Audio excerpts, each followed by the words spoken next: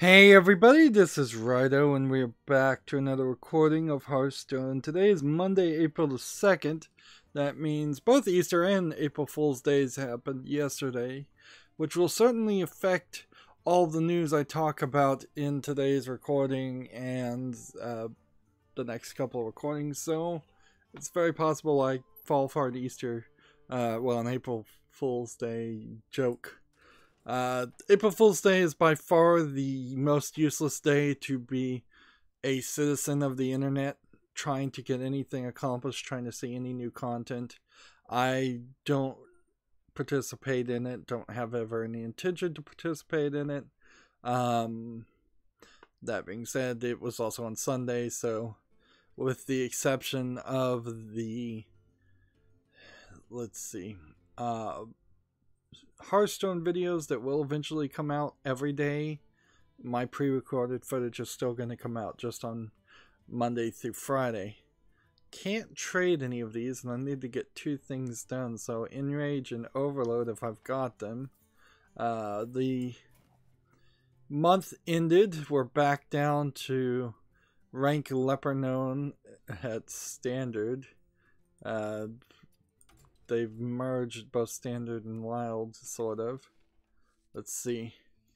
We can look at what is new, and I think for my Asian account, that's gonna just be, we got this gold common from a classic, which I have. Let's see. Well, I'm on my Asian account, which is the account to leave things alone, so I'm gonna just leave this card alone and keep the gold.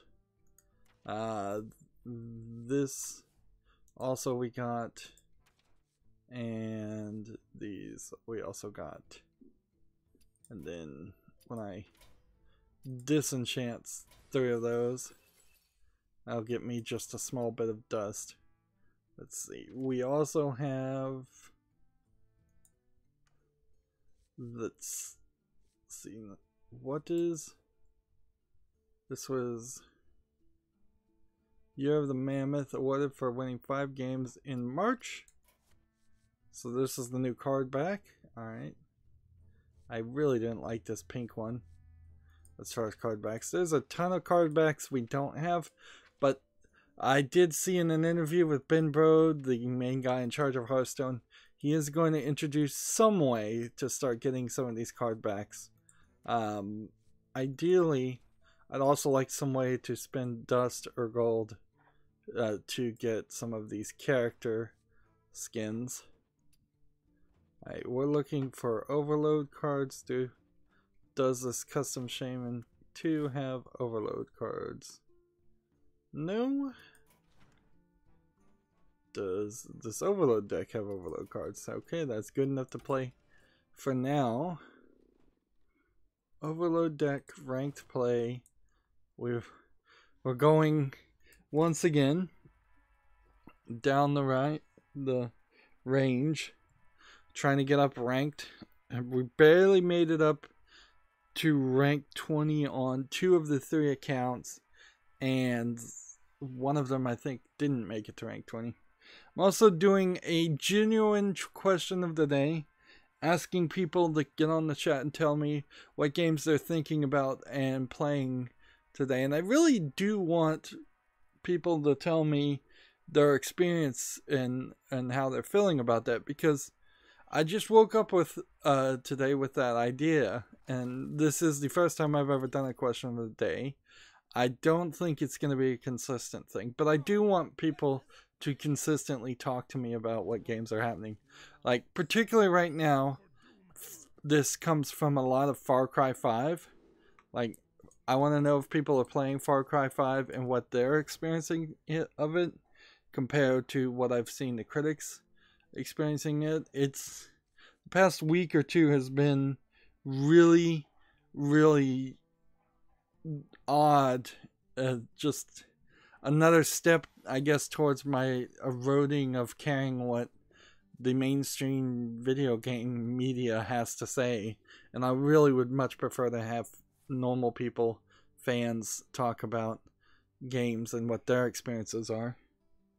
Let's see, Tragic Master came on and says, can't wait to get some of the card backs I was not around for. Some of them are pretty awesome. The thing that was implied there is it was going to be a lot of work. And I wouldn't be surprised if it's something that is pretty limited to get old card backs. Something along the lines of maybe you have to get to rank 20 now that there's really no reward for getting to rank 20. Maybe you have to get even to a higher rank. Or maybe if you win 5 ranked plays, you'll get in your monthly chest 1 random old card back as a potential prize. Hopefully one would assume that they wouldn't introduce some kind of trading aspect. I doubt they would do that with the card backs and not also introduce it with some card trading. So many scams would happen. So many scams would happen if they introduced card trading to it. That's another thing is like I heard some rumors that Magic the Gathering, people who actually play that, if anybody does play that, let me know, has gotten really bad about poor quality product, and people are just not happy with the latest expansion, with the cheaper card stock on the cards. So I would like to get a heads up there in case I ever did decide to switch from Hearthstone to a Magic the Gathering game. Same is kind of true with the Yu-Gi-Oh games. The Yu-Gi-Oh video games are never that great so far, so there's been no reason to move over to those. But on a bigger scale, since I only really know Yu-Gi-Oh from its first generation, I don't know anything about the later iterations, so the card game would be almost starting from the beginning all over again. I understand the general concepts, but most of the characters and cards would look brand new to me. But that really hasn't been a problem with Hearthstone. All of these cards are basically brand new to me. I started playing, well, I continued to play Darksiders 2, and boy, could that game have been better if it was made by a modern Ubisoft team. Like, they've made some major changes to Darksiders 2 to make it this, like, MMO in a single-player form game. So, they're trying to... Let's see. They're trying to very much...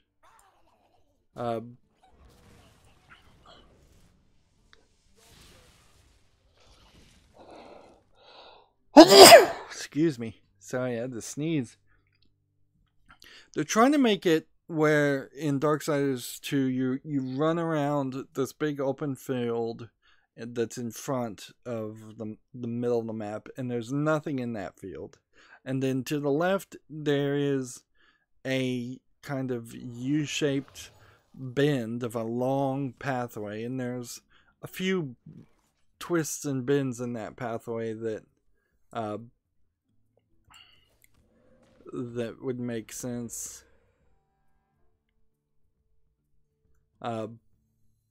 if you're gonna grind. There's like very few places where you could grind, and then so far I've seen like 5 dungeons in the whole game, and the dungeons aren't that big.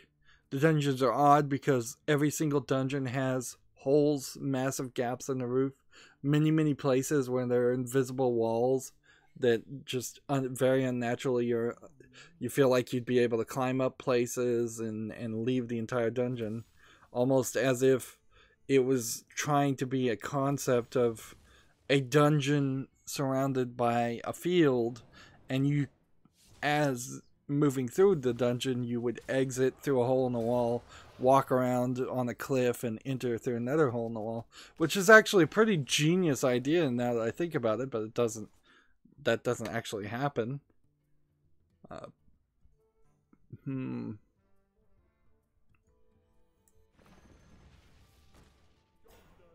So I can summon 3 copies next turn.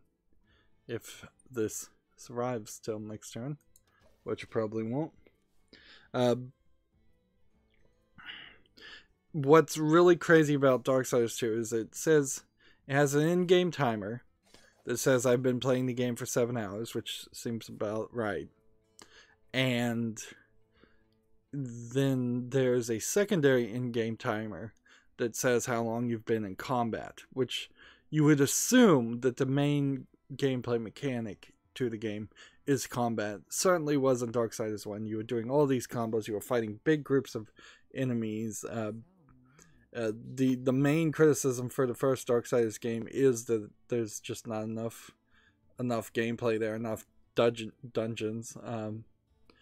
Here in Darksiders 2 it gets way worse. So 7 hours of total gameplay, 40 minutes have been in combat. The rest of it is very bad platforming with slightly wonky controls, and a massive amount of it is designed around you doing the Borderlands thing, but in a slow game where that really doesn't work. And the Borderlands thing is, what I mean by that is that you are very consistently going into your item inventory, you're picking up loot, you're comparing one loot item to another loot item. There's so many unnecessary stats in the game. And the game by default doesn't have auto-collect enabled, so you have to stand over items and decide if you want to equip it right then without going into the menu. However, it doesn't really work well if you don't turn on auto-collect, because picking up an item doesn't mark it as seen when you did look at it because you looked at it when you picked it up. And so then you still kind of have to go to the menu and look at it a second time. And if you don't have auto collect on, you don't automatically pick up health and will vials for no reason. It's not like the game is a co-op game. It's not like you need to leave those vials on the ground for any reason. They, I assume, eventually despawn, although the game does seem to kind of just save things. It's a small enough collection of maps that it seems like you can. You get through the first dungeon and it tells you just to fast travel back to where you started the game. It doesn't even want you to walk backwards. It just says just fast travel. We know there's no game here, which really makes me wonder if Darksiders 2 would have worked a lot better if it had no transition areas at all, or very few like the first game, and instead relied very heavily on let's see, do we kill the one with spell damage? I guess we kind of have to, since we have nothing else to do. So yeah, if it had just been an action game where you were constantly moving from dungeon to dungeon, and the transition middle grounds that are the empty fields were gone, that would be interesting. Well, that did not move us any forward any for playing, getting ranked victories, but it doesn't matter. I imagine we may have to find a point where we have extra games to play and extra things that we need to do. We've never really run into a scenario like that where all the news has been done. Well, I mean, no, what do I mean to say? I've never been in a scenario where all the daily quests have been done and there was still gameplay that I needed to do with news. I don't know. Maybe there have been in that scenario and I just haven't realized it. I don't. Maybe I'm not awake as much as I thought I was. Seems to me like I'm rambling a little bit. It gets really hard to continue playing Darksiders 2. Particularly knowing that it's a game that wants you to play it multiple times through and get your level up to very high levels and then get higher level versions of the same weapons you've already seen. Meanwhile, there's a lot of places where you get very specific weapons that are either DLC weapons or weapons that would have been in the game and just handed to you in the first game. So I'm definitely hoping Darksiders 3 is all a continuation of Darksiders 1 and not what Darksiders 2 is at all. Like, I don't think there's much of anything in that game that adds anything to it. It's just this like single player MMO that has way too few quests, way too few enemies, way too small of a landmass. Even when it came out, it was at that level. So I'm not even holding it to, I think, an unfair judgment. And when you compare it to Borderlands 1, it gets blown out of the way by the fast running and gunning motion and the much higher variety of weapons that you have in that. And my whole plan is to play Darksiders 2, kind of quickly get through with it, and get to Darksiders, get to Borderlands 2. I don't know if I'm going to get all the way through Borderlands 2 and the pre-sequel before potentially the Borderlands 3 gets announced or released, but I'm going to certainly try. Let's see. And that's kind of all I've been doing, but I have been doing better, and I want to give myself the tiniest of tiniest pat on the back that this weekend I spent most of this weekend playing games and getting footage recorded instead of just lying around watching TV or being tired and sleeping.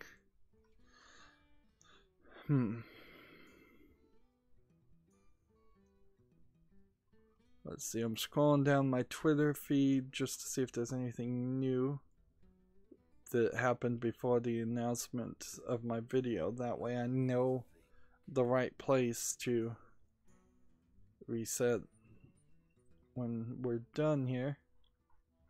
I do have a lot of tabs open, but I imagine a lot of these are not super news or super detailed news. Like, first story is the King of Fighters 97 global match launches April 5th. King of Fighters 1997, I assume, with online battles. The King of Fighters series of games is a fighting game, I believe. But it's like the Neo Geo least known fighting game in my head. It's certainly not Tekken, it's certainly not Street Fighter. All I can really see is this one image.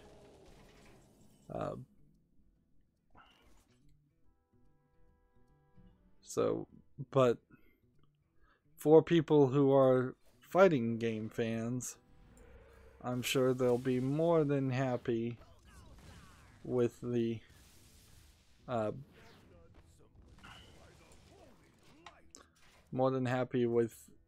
online playability. It's going to launch for the PS4, Vita, and PC on April 5th.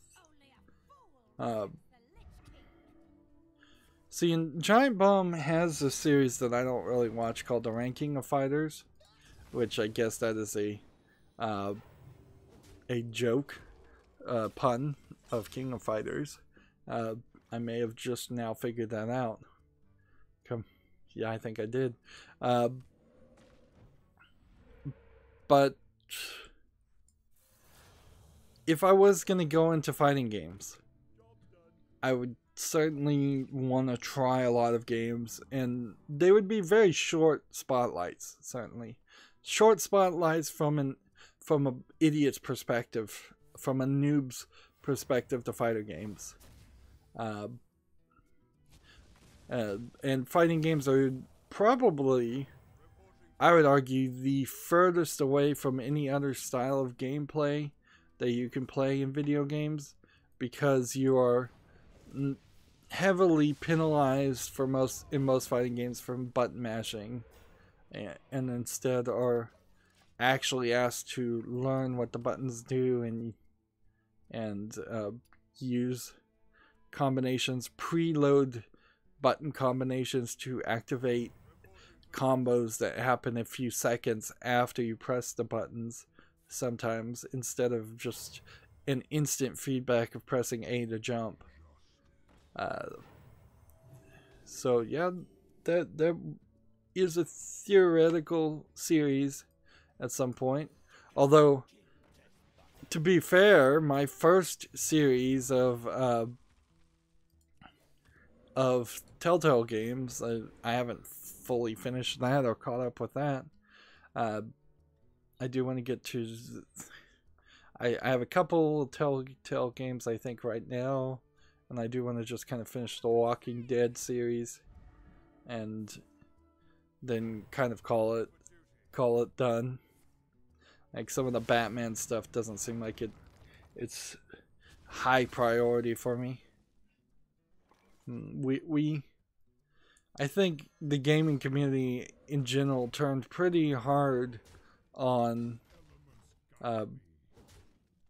Telltale games after they continued to just release the exact same thing over and over again.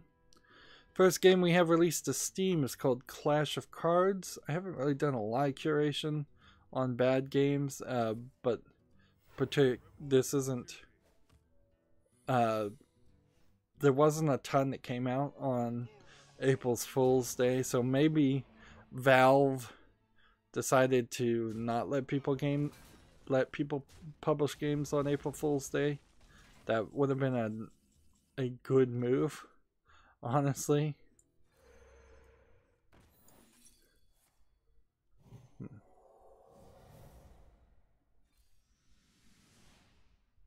There we go. That's useless. Let's see. It says it is a smart, honest, deep, hardcore collectible card game, free of annoying free-to-play restrictions. No pay to win, no timers, no energy bars. A pure intellectual challenge, no reviews.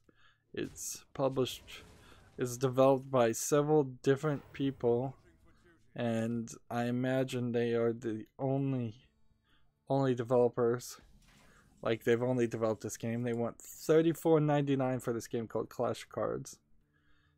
So the idea of going into a card game and having, like, the ability with relative ease to collect the entire collection with not a huge guarantee that there's going to be steady updates. Has an all-time peak of 8 people. It's early access. It's really, really expensive, though. And we have like 6 reviews down at the bottom for early access, and 1 is negative. Then it is labeled as not in my language, but see. It says, at the moment I can't recommend this game. Too many bugs and completely unbalanced. It has potential, and there's early access. Maybe a lot of things will change in the future. I misread that. This game has a real,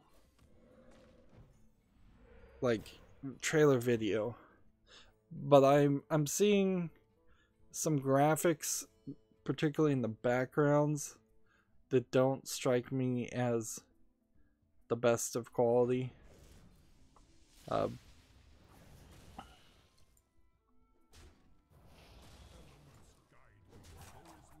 The cards look alright, but the heroes all look very similar in art style.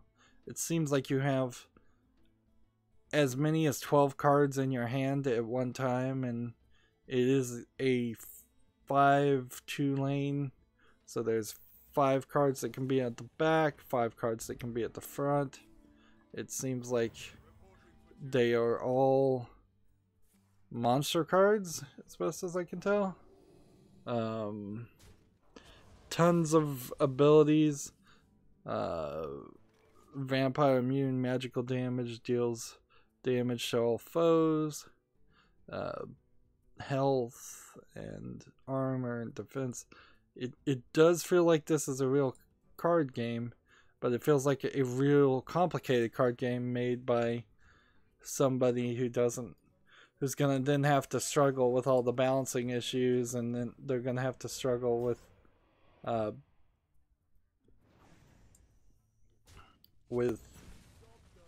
making that work. Card games certainly aren't for indie developers. They just aren't. They're the opposite of a good idea. It says a single player multiplayer for an indie developer. It's just gonna bankrupt you.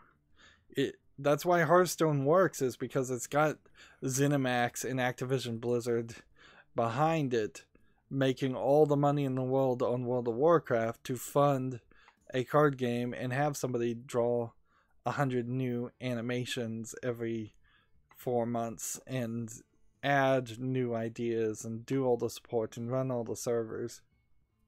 So while the only real criticism I can say is this looks like a standard complicated collectible card game, and I really like their sales pitch here.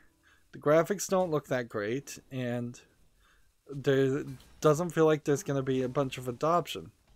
So then the only way I could justify buying Clash of Cards which Clash of Cards is certainly just trying to sell on Clash of Clans.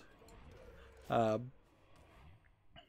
the only way I could buy this game is if people reviewed it and said it has an amazing $35 worth of gameplay single player experience, which wouldn't be terrible. Like, I wouldn't kill it wouldn't be awful for me to continue to play Hearthstone and then for a pre-recorded series play a single player experience on some other card game and just be like, that's all I really need to spend my energy on, and I'm done at the end of that, say 30 or 40 hours of gameplay.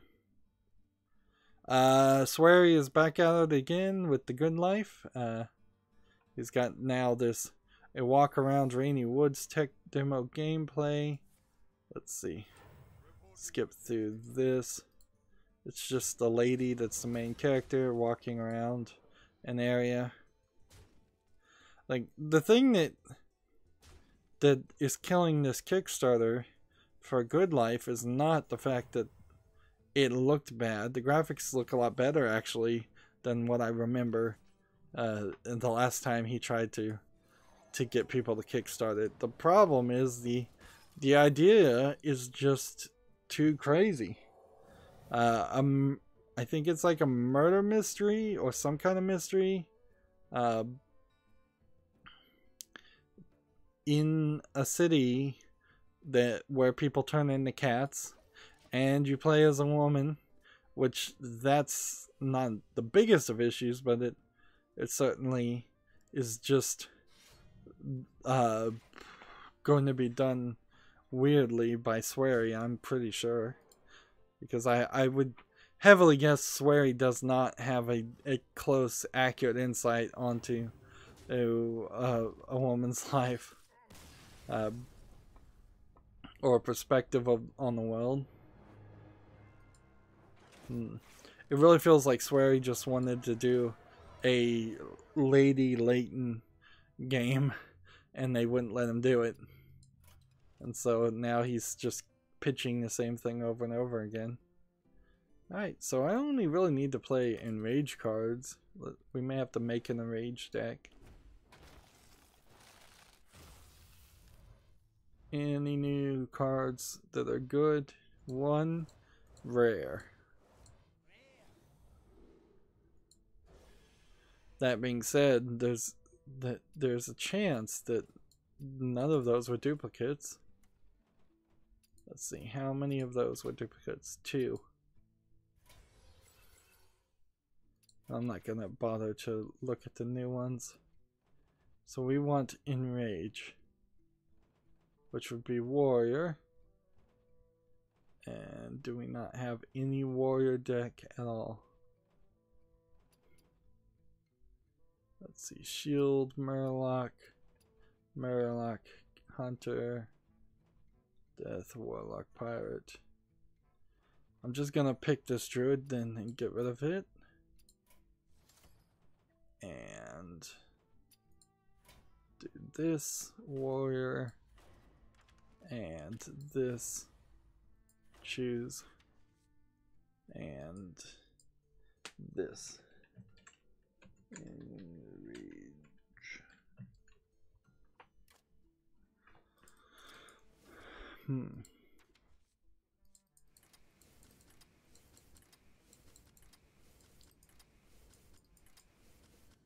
Alright, now draw cards.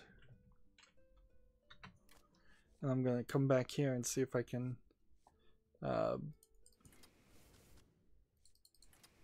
play more warrior cards.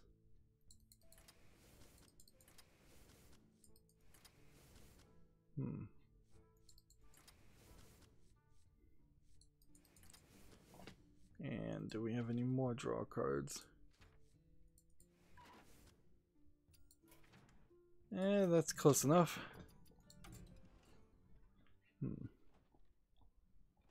Let's see. And continue playing ranked, trying to get 5 ranked wins. Next story we have from Gamatsu. A magical high school girl is coming to Switch. A roguelike RPG gets its first console release. Now the graphics here are not great.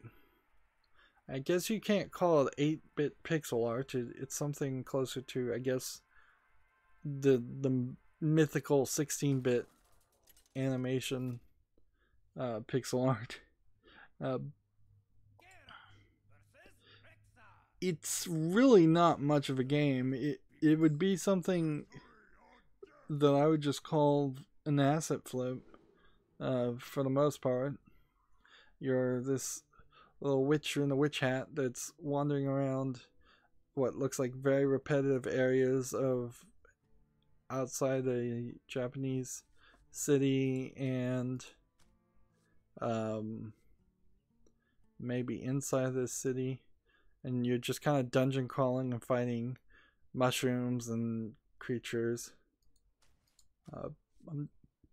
Guess I'm just gonna trade that one. And then you level up, and it seems to be turn-based fighting mechanisms. And there seems to be a shop. Some very basic things. I'd imagine what you would see in this game, and the fact that it's coming to the Switch, is it doesn't, in the trailer that I just skipped through, it doesn't have any of the modern like lewdness of an anime game. It's really family friendly type animations, although arguably there still are a lot of people around the world that still wouldn't let kids play a game because it has magic in it, but that number is certainly getting smaller and smaller with every day. So this seems like it is something that that will play well on the Nintendo Switch. It came out originally on November 2016 for iOS and PC, and it's on Steam. So let's see. It's rated 81% of 75 reviews in the past 30 days is very positive. Well, the graphics do look a little bit better in the Steam version. So this is an interesting thing because I guess I can wishlist this game and then I'll just probably never buy it. It's for $9.99. And to actually play the game. Play the game.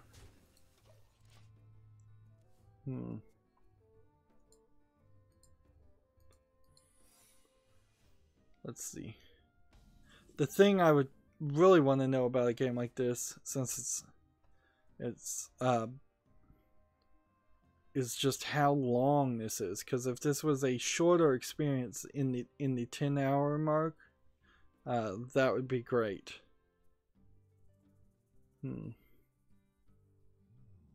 So I'm looking at the reviews right now and seeing if any of them, like one positive review is just meh,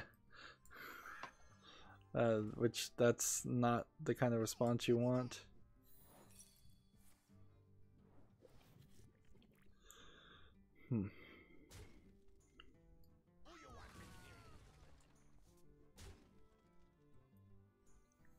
Let's see. It has some kind of spell concept in it that somebody doesn't like. Darksiders 2 has a limited Lemon Lovers typing something on the chat. Let's see. Lemon Lover, what would you rate your top 5 favorite games as? I'm very curious. Let's see. The top 5 is kind of hard because I'm a little tempted to say like the first game is almost certainly Borderlands, but then I'm not sure if I would just generally apply that to Borderlands and Borderlands 2, or if I would then have to make a decision. Do I give it to Borderlands 2 as my top one and Borderlands 1 as my second one? And then it gets a little bit weirder because I've never really thought about my favorite games in a list. So I'm a little tempted to give like the Ghostbusters video game honorable mention, because that certainly did something more than just make a game. It also continued the Ghostbusters movie series. If you had asked me a few years ago, I would have never mentioned like Punch-Out for the NES, but having recently played Punch-Out for the NES, I actually really do love that game, and boxing games in general, which is crazy because I would have never thought that. But yeah, I did play in Punch-Out for the NES. I also played Telltale Boxer. If I had a Super NES, I would have played Super Punch-Out. If I'd seen Punch-Out in the arcade, I would have played that too. But I don't know if I'd really make that my third game.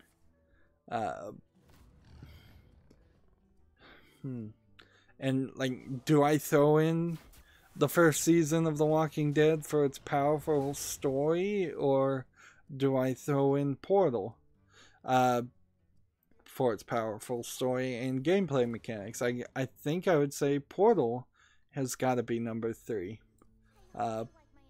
But then I'd have to ask the same question: do I generally give that to Portal 1 and Portal 2, or do I give it Portal 2 as number 3 and Portal as number 4? And if I do that, then I'm already the 4th, and I've really only named 2 series, which might be accurate and right to say. So maybe then I would put Punch-Out as number 5.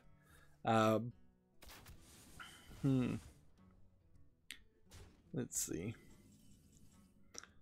See if I can think of anything off the top of my head. And almost certainly, if you ask me in a year, I'll tell you completely different things, because I don't really go back to games, and having favorites doesn't work for media that you don't go back to. There are movie critics out there that love specific movies and watch them once a year. I don't do that. I don't go back and play Portal or Borderlands. Because I started my YouTube channel, I got an excuse to go back and play them, but generally speaking, I would have never gone back and played them a second time, even though I enjoyed them. It's just I want to always do something new. Bayonetta's got to be in there. So then I guess I have to put Bayonetta above the two Portals. So theoretically, the top 5 would be Borderlands 2, Borderlands 1, Bayonetta. I haven't played Bayonetta 2, or it probably would be in the list too. Portal 2, Portal 1, and then Punch-Out.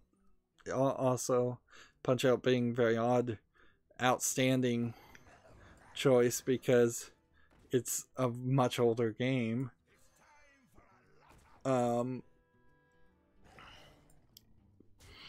And I imagine if I thought about it more, I could just continue to go down that road. It's a lot easier to list the games that aren't in my top anything, like games I've never played, where like Halo, never played it, any of the Call of Duty games, any of the first-person shooter games. That entire genre is unknown to me. Any sports game, entire genre is unknown to me. Fighter games I want to get into, but I haven't played any of them, so I couldn't say any of them or what I liked any of them. I wouldn't give my favorite game listing to anything that was a card game or probably a puzzle game. I probably should put out on a top 10 list if I was to expand from the top 5 to something a lot. I mean, I could probably expand to The Binding of Isaac and Plague Inc. Some of the first games I played. I think The Binding of Isaac really did play a major role into getting me back into video games. Hearthstone by far is not going to get anywhere high on the list, but The Binding of Isaac is also a great example of a game that had a lot of content and a lot of updates, and I'm pretty much done with The Binding of Isaac at this point, so I don't think I'd go back and play it. Same is pretty much true for the Plague Inc. I like the Talos Principle. I liked Witcher 3. Witcher 3 probably deserves to be in the top 10, but it's just going to slowly get replaced. But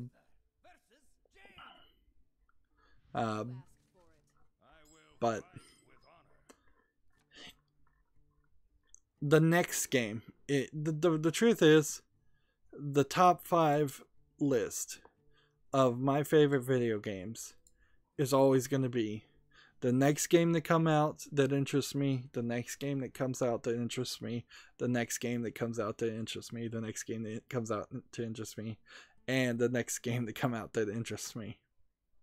It really is just that simple. I'm a fickle, greedy person when it comes to video game, and I want more. I want new knowledge and more information. I don't want to go back and play old things. So I hope that kind of leaves it. Lemon Liver goes, now you can combine, like, the Borderlands series as one of them. So if I combined the Borderlands series as 1, Bayonetta, or the Bayonetta series as 2, Portal is 3, I'd put out Punch-Out as 4, and I'm pretty sure I mentioned something else there. The Binding of Isaac is 5.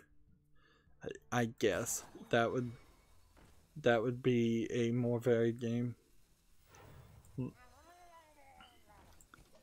Like, things certainly also are different year to year. That's why it's much better, in my opinion, to do a game of the year type conversation. Even in my weird case, when I do game of the years, it's the games that I played this year, and since most of the games I play are retrospective games looking back at older games, but even keeping it into any kind of limitation or any kind of category helps a lot. It's very, very easy to if you spent a lot of hours and a lot of time thinking about it, it's very, very easy to say the best game for that is available to play in every year might be just Super Mario Bros. 3. Like that is something I think a lot of people could argue. So you have to limit yourself to, did this game come out this year, or did you actually play the game that year? So yeah, I hope that answered it. In general, top lists don't help. It's better to get more information, particularly on my channel, particularly in the kind of content I create, because the content I create and the kind of games I play can often be a little weird. Let's just face it, and some of it's just not gonna be for people. Like when I think it's kind of funny to do a game like Honey Pop, that's gonna appeal to a certain type of people. But a lot of people are not gonna want to play Honey Pop, and they certainly aren't gonna want to use the uncensored patch to see the 12 nude scenes in it. Similarly, I could see people not being interested in a lot of the puzzle games I cover, and any number of other games.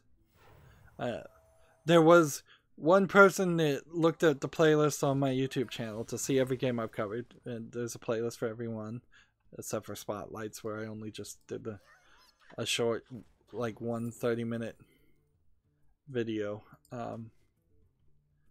on it. Somebody looked at that playlist and goes, this group of playlists, this list of games you've covered, I don't recognize any of these games. And they were complaining like that was a bad thing.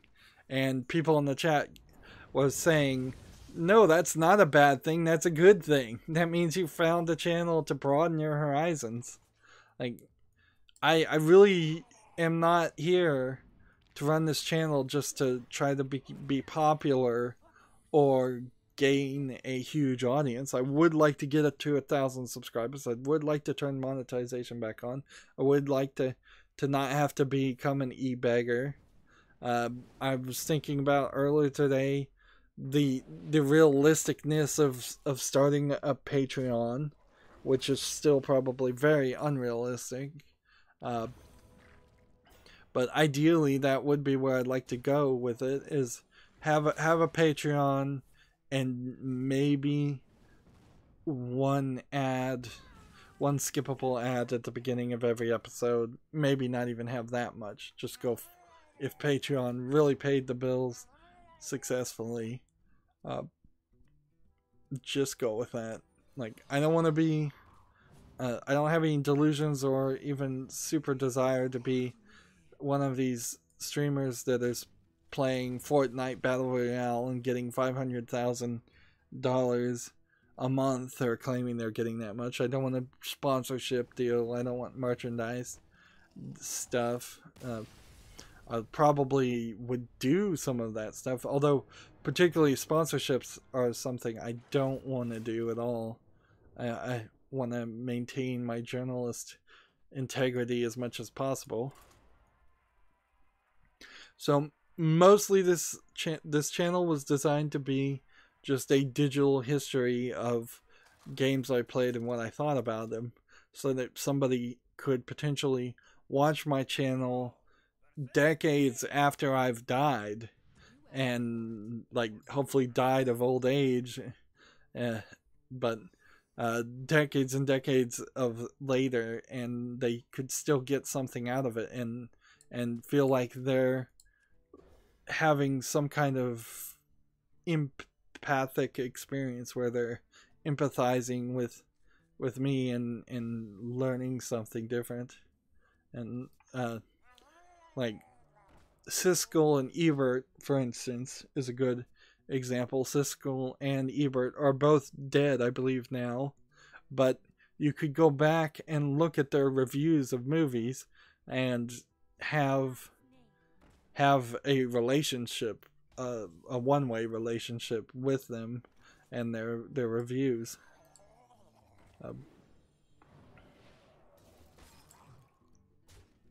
Let's see. Lemon Lover goes, I mean, I want Rydo merch, let's be honest. The thing about merch in particular is I want to be able to actually hire an artist who would do thumbnails and just keep up refreshes and consistencies of my logos and stuff like that. And then as a way of paying that artist, I was hoping that they would be able to set up and take most of the profits of the merch anyways. So maybe we could do something along the lines of 2/3 of whatever we get goes directly to the artist who would be doing a really good job, hopefully, of making all the thumbnails that really need to be made for all my videos that go out, because that is certainly a major reason why people don't click on my videos, is because I just don't have any thumbnails on them at all. So yeah, I was thinking about being mostly lazy on merch and just saying, if I ever found an artist who was willing to work straight on merch sales, or if I got to a point where I could pay an artist and have them take some of the sales of the merch, that's what I was thinking. Otherwise, if I tried to do merch right now, I'm literally just gonna have like my logos on a t-shirt or a mug or something, and for now people could easily just like save that image and try and post it on something, and you'll get not the greatest quality, I'm sure, doing that, but that would be the way.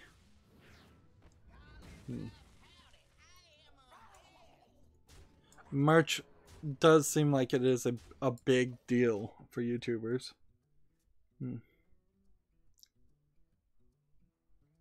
So it is something I think about, not very often, like maybe once every 6 months or something. I just don't think I have enough memes, frankly. Let's see. Lemon Lover goes, died of old age, you can't be anywhere close to that yet, right? No. Not really. Hopefully. Perhaps with technology, none of us will die of old age, because we'll just figure out how to extend the human life continuously. But that's where the long-term thinking certainly is wouldn't it be cool that if I could turn what has now been 4 years of efforts to make this YouTube work, wouldn't it be cool to be able to take that to the point where I retire or just get so old, so sick that I can not make any more footage? I mean, that's the ideal thing. It's kind of like marriage. There's 2 ways a marriage succeeds. Either one of the spouses dies or both of the spouses die, and thus you've had a successful marriage, or the marriage ends by divorce and then it fails. Like, that's the only way it happens. So the only way a YouTube channel succeeds in the long run is the content creator for that YouTube dies. Otherwise, it's a failure. They stop doing that and they go on and do another job. But no, I'm not. I'm not anywhere close to that. But I may be a lot closer to dying of some other random reason, certainly, but not. Uh, Not even close to that. But I don't tell people my age. So Lemon Lover's next statement: late 20s is my guess, maybe early 30s. You've got plenty of time. And Lemon Lover said I buy a Rydo mug 100%. Hmm.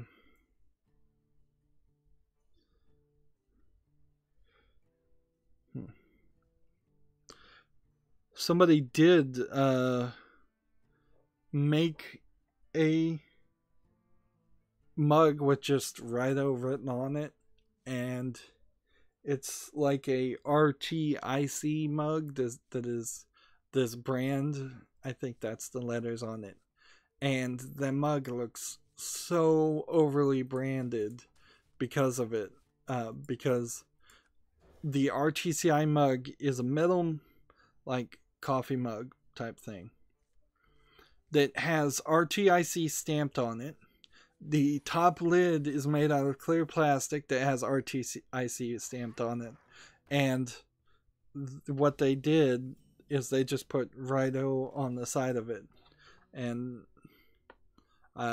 they gave it to me as a gift, just like a maker person did it. But yeah, I don't know. Like, see, part of the thing is I just don't really think that highly of my brand and myself that I would want that. And also it's kind of like wearing a t-shirt with your own face on it for me. So for the moment, since I don't have an artist, I would just say if somebody wants a Rydo mug and they think they can do it, just go illegally download and violate my copyright and download the picture and put it to one of those merch sites that makes those things. I imagine you'll get pretty properly ripped off with the price of everything. But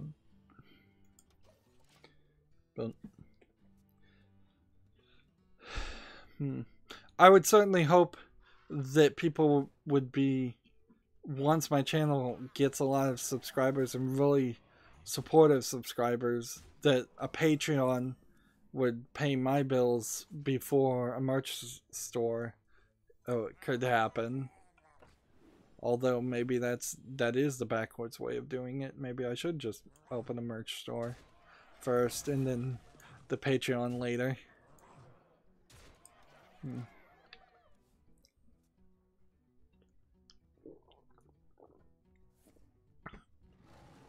Alright, moving on. This will be our last game for this recording too.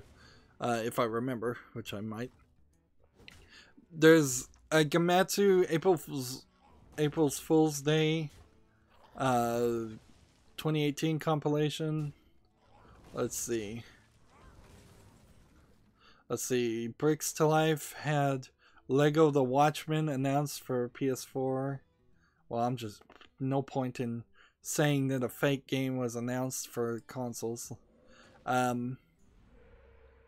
It's a crazy idea because The Watchmen is certainly not kid friendly enough to do a Lego game, but that might be something that would bring more business to TT Games, as if they started having mature rated Lego games.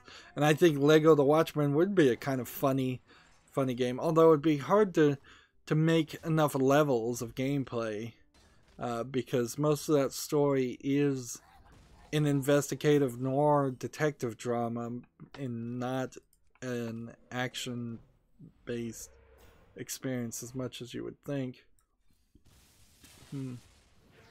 Elder Scrolls Online, let's see, they said all combat abilities will be replaced with Elder Scrolls Legends cards in a deck. Let's see.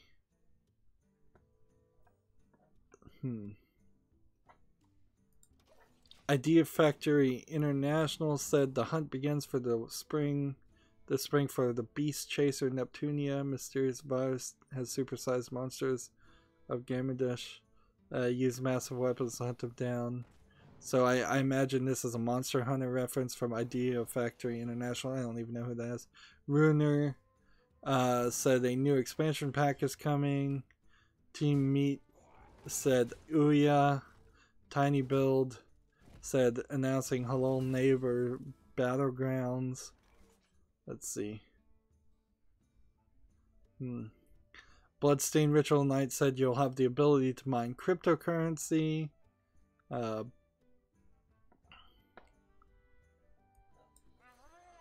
As April Fool's Day. I feel like every time I read something out here, I need to say this is an April Fool's Day joke.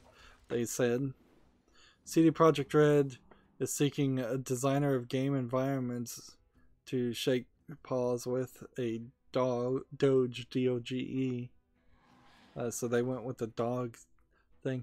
For a second there, I thought CD Projekt Red was going to hire a new boss and make fun of their bosses being jerks, but I think that would hit too close to home. DSO Gaming says Sony Interactive Entertainment titles are coming to PC, starting with Killzone Shadowfall, The Order 1886, and Horizon Zero Dawn in 2018, and God of War in 2019. See, that's just painful. That's just a painful joke, because those are all probably games you'd really, really want to come to PC. Dungeon Defenders says they've announcing Dungeon Defenders 2 Tower Royale. A lot of April Fool's Day jokes where their games are turning into Battle Royale games. Your Gamer rebranded as Spyro Gamer, talking about Spyro the Dragon. Minecraft updated with some awful textures. Let's see. Overkill Software said they had a 10 episode Payday the Animated Series announced. PlayAsia, a leaked roster for some new characters and for Super Smash Brothers, and it's a bunch of the PlayAsia characters,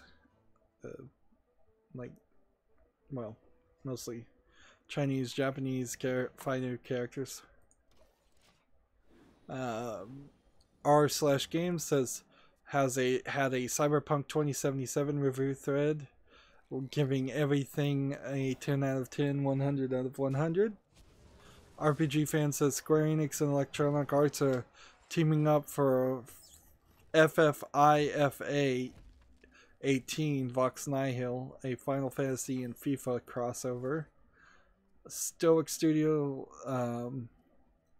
had a video of newly discovered Banner Saga footage. Let's see, some of these include videos, and like this Banner Saga footage seems to be not much.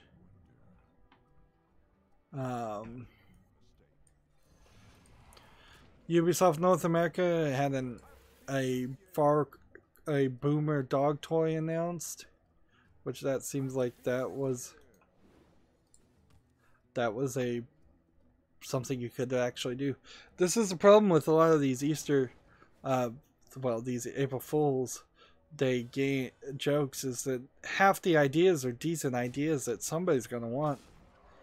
Let's see, Video Game Art and Tidbits has a blurb from EGM talking about Dragon Ball Z Battle for Earth, which was supposed to be released in 1993 but never was. Wii U.Pro has a Hello Neighbor amiibo action figure of the creepy neighbor. Let's see, Alpha System has a shoot 'em up announced game called the Walking Shinigami for Switch and PC. Arc System is announcing Blaze Blue Tag, where a colorful cast of Blaze Bear takes part in a global game of tag with deadly consequences. Let's see, how much more of this is there? Ooh, there's a lot more. there's a lot more of this stuff. And let me just see if I can skim here. We're going to have to move over to the European account. Sadly, we're not going to get too far up in the ranked. Is there anything here that really needs to be mentioned as an Easter egg? No, I think I've given a general idea of the stupidness of April Fool's Day. It just irritates people that might have actually wanted some of these ideas and tells you, ha, this is never coming out. It wastes your entire day. For people who spend most of their life on the internet, like me and like a lot of people do, probably to their detriment, there's just like having an entire day where you know people are intentionally lying is way worse than the internet by default, where you only have to look with a critical eye and suspect most people are lying. Let's see, what is this one? Guerrilla Games has a Horizon Zero Dawn Nil body pillow. Nil being the male character, I believe, from Horizon Zero Dawn.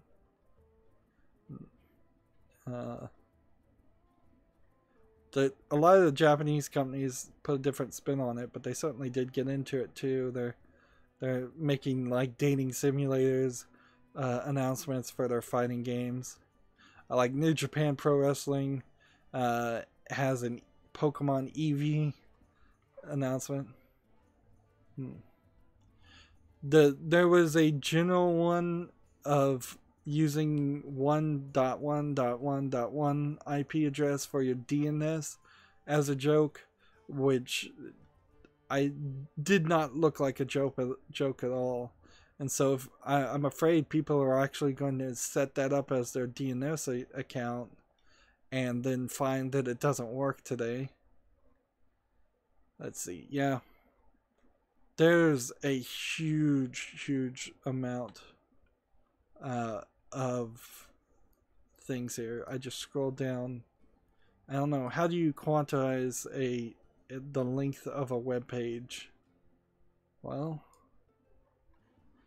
I would say 5, 6, 7, 8, 9, 10, 12, 13, 14, 15, 16. This feels like if I printed it out and looked at all these Easter eggs, there's at least 30 pages of paper would be used to print out all of these. A lot of that certainly is, each of these is getting a sentence or two, and then most of them have a picture or a video attached to them completely. Another one was the, let's see, vanishing of Ethan Carter or creators, or what remains of Edith Finch creators. Yeah, it was the what remains of Edith Finch creators made a old point and click adventure image that that makes it all look like an old like Scum Maniac Mansion type game with all the commands at the bottom. Lego came out with the vacuum sort, which that's not video game related, but it's a vacuum that supposedly sucks up Lego pieces and cleans them off and dusts them and then sorts them into different colors. Alright. Well, that's going to be it for this recording. Stay tuned if you're watching live. We've got somebody on the chat that's just scratching his chin with an emoji. Hey, Mark. That's it for this recording. As always, stay tuned if you're watching live. As always, I ask you to like, share, subscribe, comment, and watch every second of my videos. If you want a friend or follow me on any social media sites, there's a whole bunch of links down below in the description. If you want to support me, gift me something on Steam. Thank you for watching. Have a good evening.